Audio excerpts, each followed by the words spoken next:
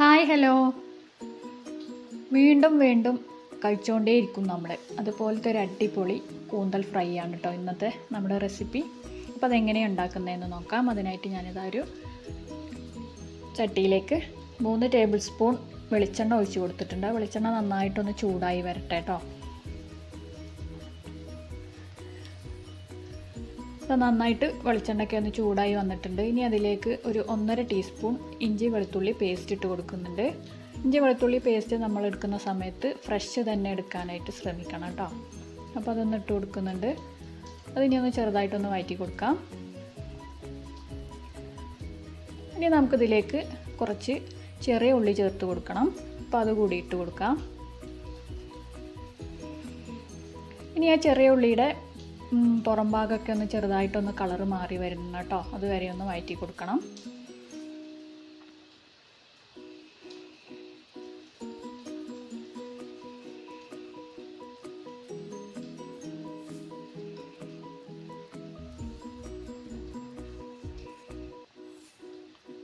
അപ്പോൾ ഇതാ നമ്മുടെ ചെറിയ ഉള്ളിയും ഒക്കെ ചെറുതായിട്ടൊന്ന് കളറ് മാറി വന്നിട്ടുണ്ട്. ഇതിലേക്ക് വലിയ ഒരു സവാളയാണ് കേട്ടോ കട്ട് ചെയ്ത് ഇട്ട് കൊടുക്കുന്നത്. ഇത് നന്നായിട്ട് ഒന്ന് വഴറ്റിയെടുക്കണം.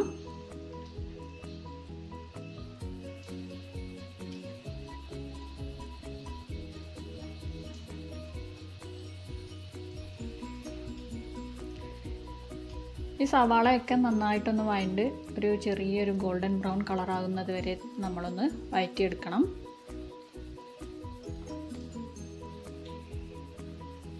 അപ്പോൾ നമ്മുടെ സവാളയൊക്കെ ചെറുതായിട്ടൊന്ന് കളറൊന്ന് മാറി വന്നിട്ടുണ്ട്.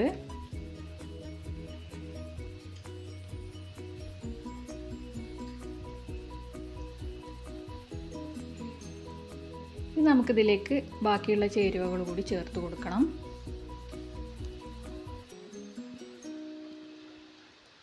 ആദ്യം ഇതിലേക്ക് ഇടുന്നത് മുളക് പൊടിയാണ് കേട്ടോ. മുളക് പൊടി ഒരു 1.5 ടീസ്പൂൺ ഇട്ട് കൊടുക്കുന്നുണ്ട്. ഇനി നമുക്കിതിലേക്ക് ഒരു 1/2 ടീസ്പൂൺ മല്ലിപ്പൊടി ഇട്ട് കൊടുക്കുന്നുണ്ട്. 1 ടീസ്പൂൺ കുരുമുളക് പൊടി കൂടി ഇട്ട് കൊടുക്കുന്നുണ്ട് കേട്ടോ. നിങ്ങൾക്ക് വേണമെങ്കിൽ 2 ടീസ്പൂൺ വേണമെങ്കിൽ ഇട്ട് കൊടുക്കാം. ഞാനിപ്പോൾ കുട്ടികളൊക്കെ കഴിക്കുന്നതുകൊണ്ട് തന്നെ 1 ടീസ്പൂൺ ഇട്ട് കൊടുത്തിട്ടുള്ളൂ. ഇനി ഒരു 1/2 ടീസ്പൂൺ വലിയ ജീരകം പൊടിച്ചത് കൂടി ഇട്ട് കൊടുക്കുന്നുണ്ട്.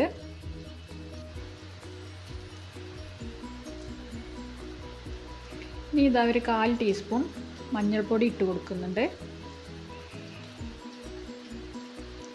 1/2 ടീസ്പൂൺ ഗരം മസാല ഇട്ട് കൊടുക്കുന്നുണ്ട്. ഇതെല്ലാം കൂടി നന്നായിട്ടൊന്ന് മിക്സ് ചെയ്യണം കേട്ടോ. ആ മസാലയിലുള്ള പച്ചക്കുത്തൊക്കെ ഒന്ന് പോകുന്നത് വരെ നന്നായിട്ടൊന്ന് വഴറ്റിയെടുക്കണം.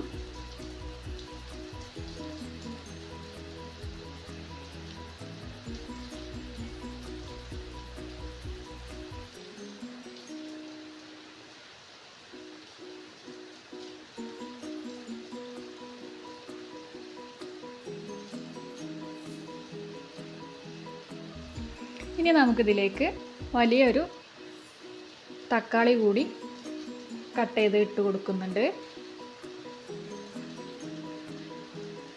ഇനി തക്കാളിയൊക്കെ നന്നായിട്ടൊന്ന് വെന്ത് വരണം കേട്ടോ. അപ്പോൾ ആദ്യം തന്നെ നമ്മൾ തക്കാളി ഇട്ട് കൊടുക്കരുത്. ഈ മസാലകളെല്ലാം ചേർത്തതിന് ശേഷം വേണം കേട്ടോ നമ്മൾ ഈ തക്കാളി ഇട്ട് കൊടുക്കാനായിട്ട്.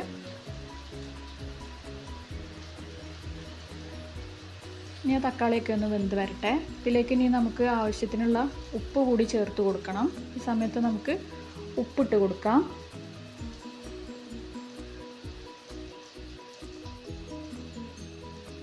അപ്പം ഞാൻ കുറച്ച് മാത്രമേ ചേർത്ത് കൊടുക്കുന്നുള്ളൂ. പിന്നീട് ആവശ്യമുണ്ടെങ്കിൽ അപ്പം ചേർത്ത് കൊടുക്കാം. നന്നായിട്ടൊന്ന് മിക്സ് ചെയ്ത് ആ തക്കാളിയൊക്കെ ഒന്ന് വെന്ത് വരട്ടെ. ഒന്ന് അടച്ച് വെച്ച് വേവിച്ചെടുക്കാം.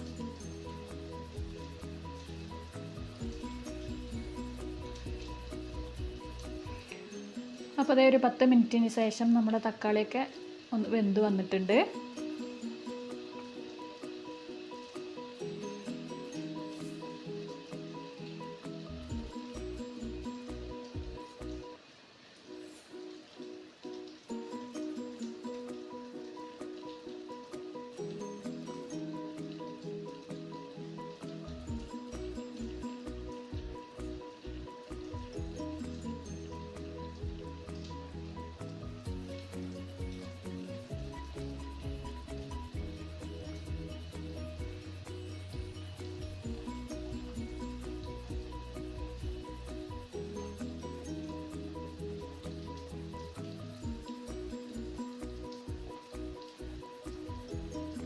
ഇനി നമുക്കിതിലേക്ക് കൂന്തൽ ചേർത്ത് കൊടുക്കണം.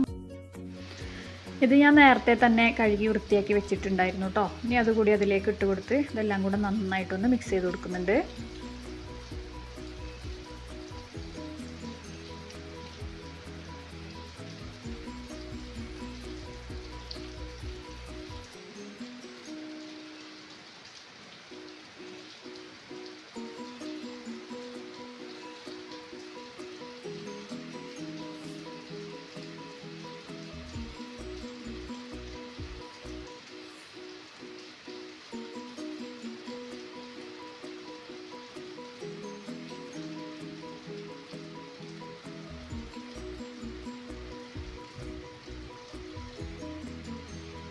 ഇനി നമുക്കിതിലേക്ക് കുറച്ച് കറിവേപ്പില കൂടി ഇട്ട് കൊടുക്കണം.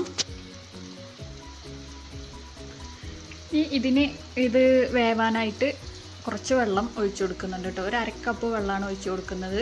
ഇനി മീനിൽ നിന്നും കുറച്ച് വെള്ളം ഇറങ്ങി വരാനുണ്ട്, അപ്പോൾ അതെല്ലാം ശ്രദ്ധിച്ച് വേണം കേട്ടോ നമ്മളിതിലേക്ക് വെള്ളം ഒഴിച്ച് കൊടുക്കാനായിട്ട്. ഇതെല്ലാം കൂടി നന്നായിട്ടൊന്ന് ഇളക്കി കൊടുത്തതിന് ശേഷം നമുക്കിനി അതൊന്ന് അടച്ച് വെച്ച് വേവിച്ചെടുക്കാം. ഇനി നമ്മൾ ഇതൊന്ന് ഒരു തിള വന്നു കഴിഞ്ഞാൽ പിന്നെ ലോ ഫ്ലെയിമിൽ ഇട്ടിട്ട് വേണം കേട്ടോ ഇതൊന്ന് കുക്ക് ചെയ്തെടുക്കാൻ വേണ്ടിയിട്ട്. പിന്നെ നമുക്കിതൊന്ന് അടച്ച് വെച്ച് വേവിച്ചെടുക്കാം.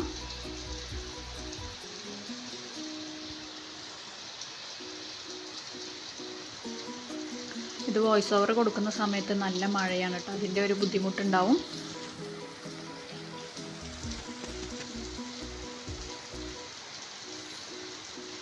അപ്പോൾ ഇടയ്ക്ക് ഇതൊന്ന് തുറന്ന് കൊടുത്ത് ഒന്ന് ഇളക്കി കൊടുക്കാനായിട്ട് മറക്കരുത് കേട്ടോ. പിന്നെ നമുക്കിതൊന്ന് തുറന്ന് ഇളക്കി കൊടുക്കണം.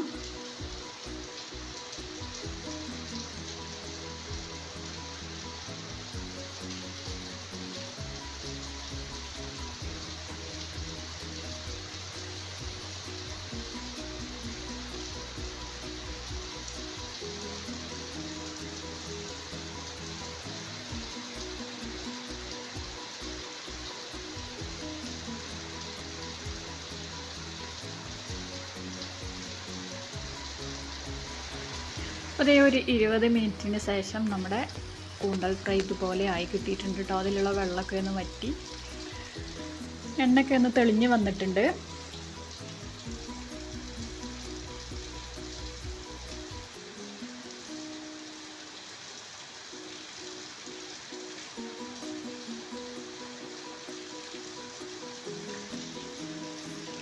ഇനി നമുക്കതിൻ്റെ മുകളിലൂടെ കറിവേപ്പില ചെറുതായിട്ട് കട്ട് ചെയ്തത് കൂടി ഇട്ട് കൊടുക്കുന്നുണ്ട്. അപ്പോൾ അതാ നമ്മുടെ കൂന്തൽ ഫ്രൈ റെഡി ആയിട്ടുണ്ട്. എല്ലാവരും വീട്ടിലൊന്ന് ട്രൈ ചെയ്ത് നോക്കുക. ഉണ്ടാക്കി നോക്കിയിട്ട് നിങ്ങളുടെ അഭിപ്രായങ്ങളൊക്കെ ഒന്ന് അറിയിക്കുക.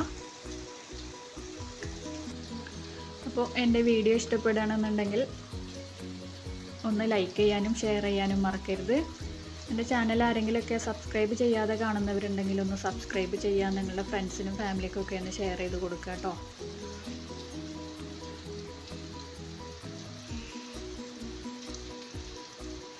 അപ്പോൾ എല്ലാവരും ഒന്ന് ഉണ്ടാക്കി നോക്കണം. ഇത് ചോറിൻ്റെ കൂടെയും ചപ്പാത്തിൻ്റെ കൂടെയും പൊറോട്ടേൻ്റെ കൂടെയൊക്കെ പറ്റും.